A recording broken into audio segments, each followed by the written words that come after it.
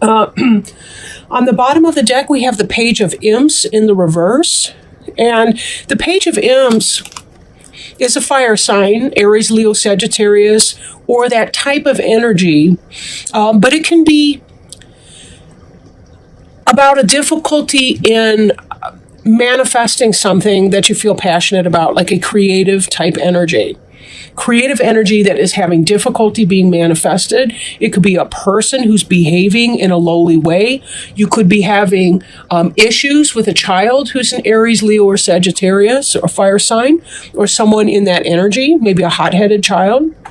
It could be also that someone is spying on you, or that sort of energy. The next card, also on the bottom of the deck that I see just below that one, that I'm pointing out, is the Three of Bats, which can be heartache, frustration, third-party situation, some kind of rough weather. You'll notice that the cat here, he's got the hair on his back is standing up, and we've got these three bats fighting over this one star here in tempestuous weather. So... and there were a lot of anxiety cards that were coming out. Some of you guys are going through a rough time right now. That's clear.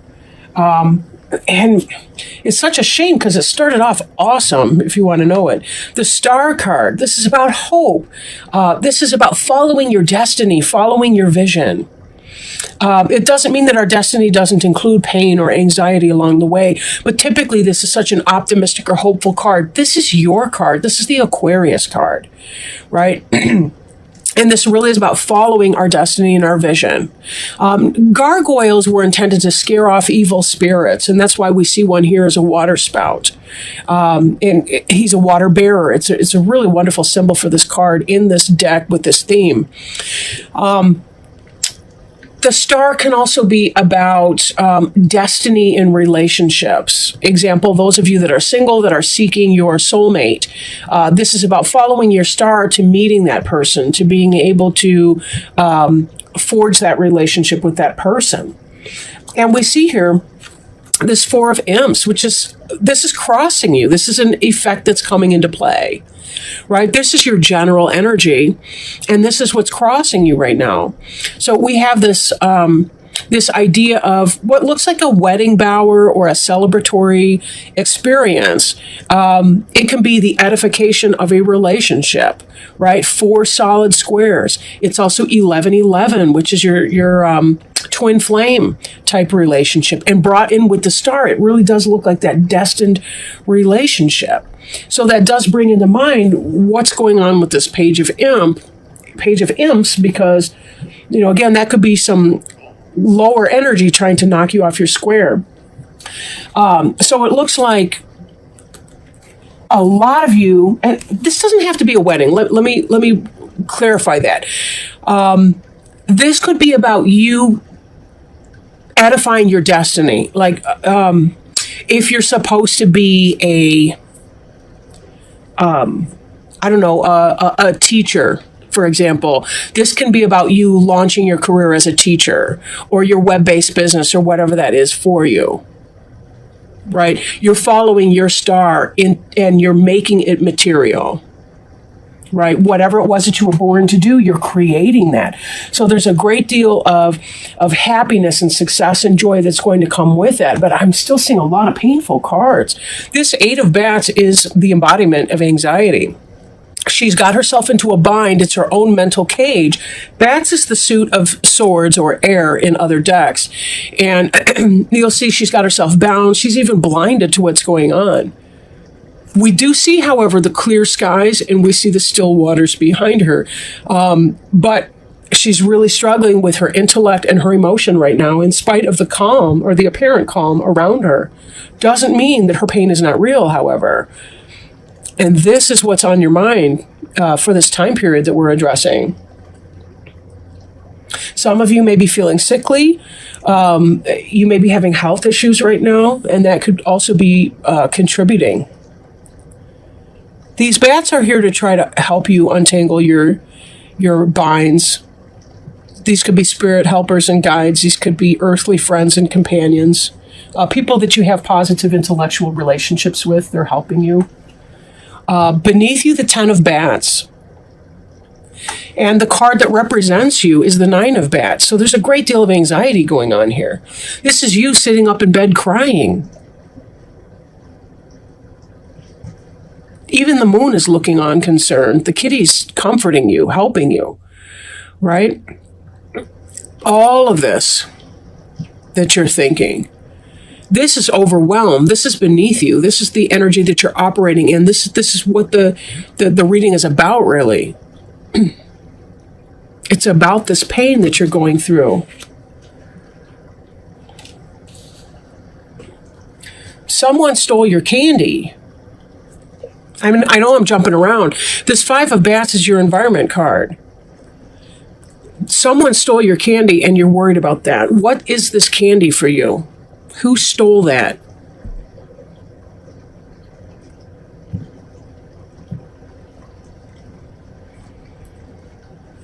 I question if some of you are worried about an affair. That somebody that you're in a relationship with is having an affair. There's some kind of heartache associated with that. Whether it's really happening or whether it's a perception of what may be happening, I can't really tell that at this point. Behind you, we have the Four of Pumpkins in the reverse. In the upright, it has to do with, in a lot of decks, it's kind of a chintzy or stingy energy, holding on to money and security and things like that, right? There's also the sense of planting seeds here, things that you've created for yourself. In the reverse, the Four of Pumpkins is about opening up, being less stingy with your money, with your body, with your time. Could be about opening up. It could be about telling people, how you feel. Could be someone's telling you how they feel. In the future, we see the Ten of Ghosts in the reverse. And this is the happy family life. And it's about spiritual happiness, emotional contentment, and all that comes with that. But it's reversed right now. And we're seeing you in this anxiety state and this third-party energy here.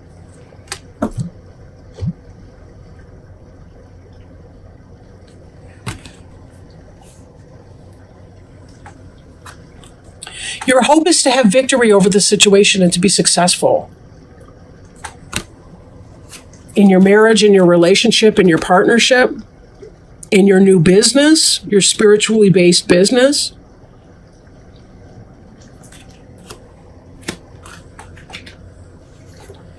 And there's a lack of justice in the outcome. Or this could be dynamic with a Libra.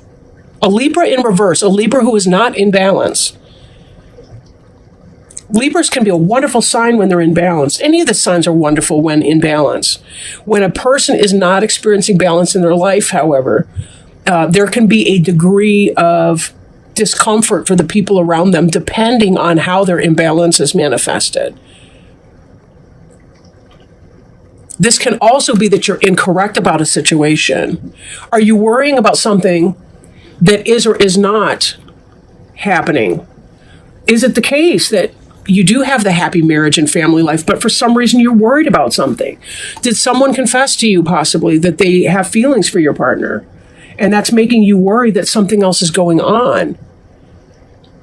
If this injustice and this Ten of Ghosts card, if you're in a wrong state of mind or you're wrong thinking that someone's cheating on you or that someone's trying to involve themselves in your marriage, that could lead to an unhappy family situation unnecessarily.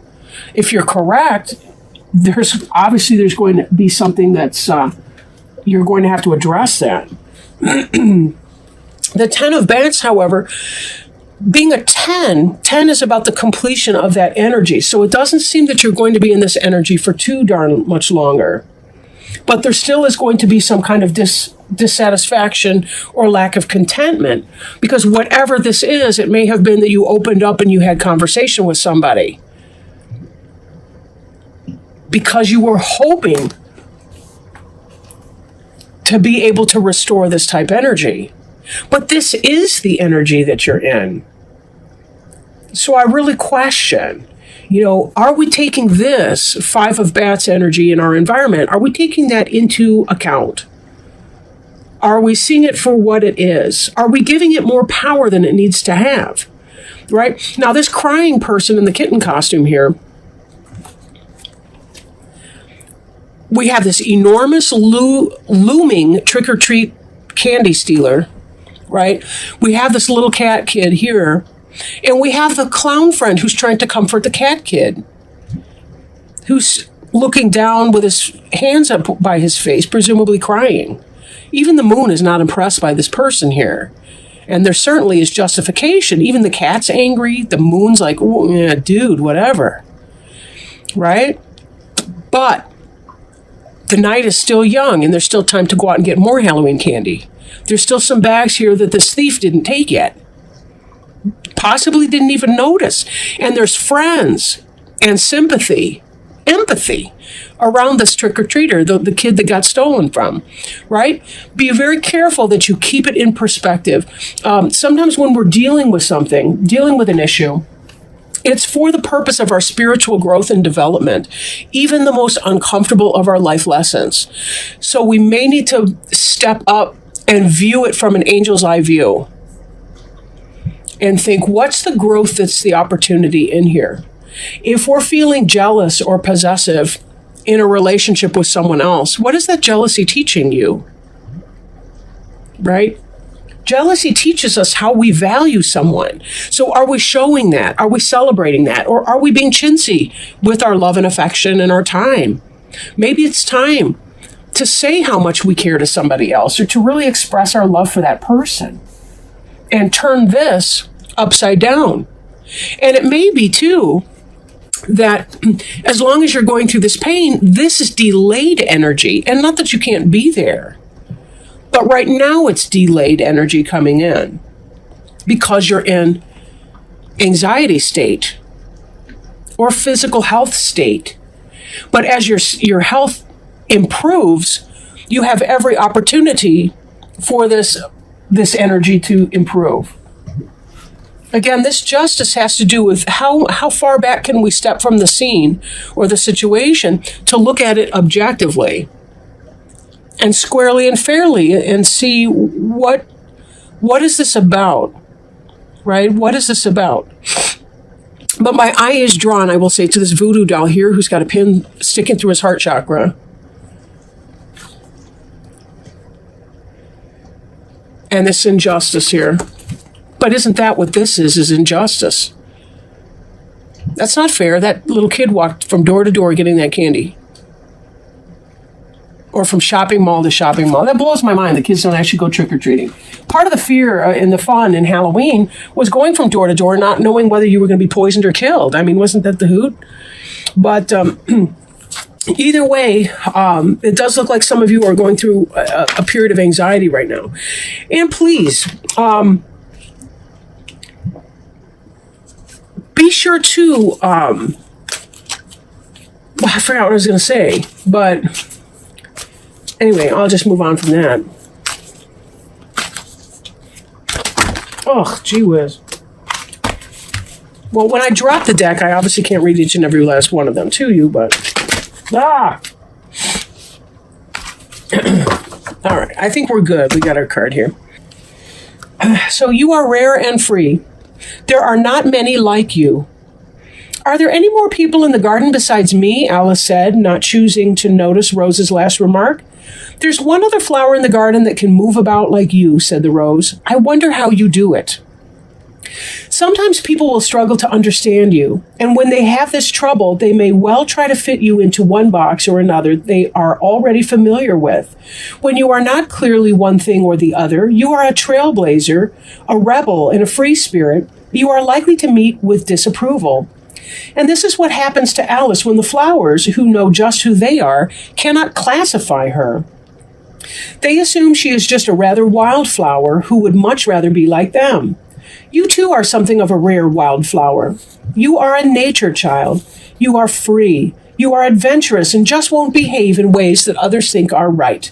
You may wish to live outside the rules and conventions of society and culture. You are inspired by being your own self and exploring your potential. You are unconventional, surprising, different, and people recognize this. Doesn't that sound like an Aquarius? Some will say you are wrong to be free or downplay you as a weed, which the other flowers do to Alice, but others, like the sweet bud, will love you.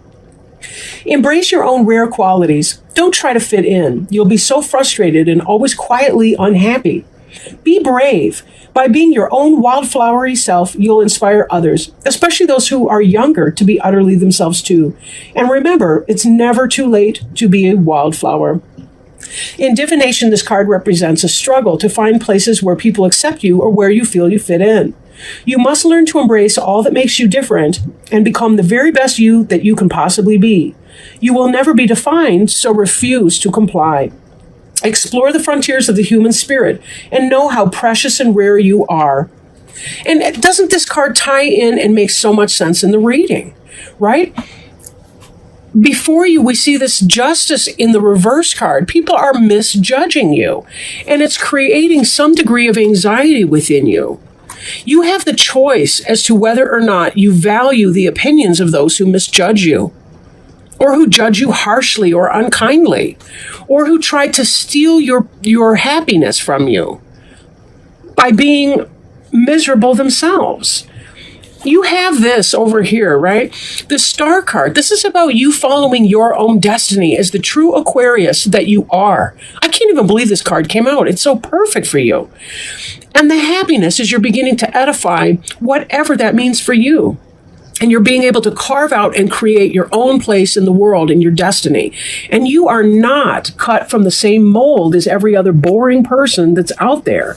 But it may be that you're finding difficulty in identifying your tribe. It may take a while before you get there, but that's okay. This felt so optional to me, but I didn't want to minimize anyone either. This feels like the more power you give to other people and their opinion of you, the less happy, the less rare and free you will be. Turn off these other people's opinions. This is jealousy. This is envy. And this is negative, lousy gossip. Right? Forget these people. They don't have your back. They don't have your heart. Low vibrational people will try to knock you off your square. Do not allow that. And do not allow people to live rent-free in your head. It is not your job to take care of other people's low self-esteem by destroying your own possibilities for happiness. And this is coming to an end. This 9 and 10 of bats, they are coming to an end for you. This 10 of ghosts, this lack of community, this can be turned right side up so easily by being okay in your own company, having your own personal party. Finding your own imps that you can play with. You guys got this. You Aquarians got this. You rock. You rock in your individuality. And this is not something that has to tear you down.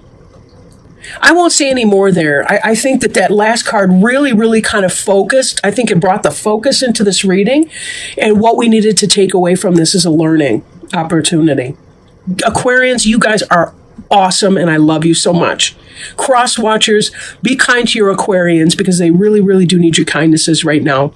And they certainly need to know how valued and loved and cherished they are because they are. You guys are brilliant and amazing.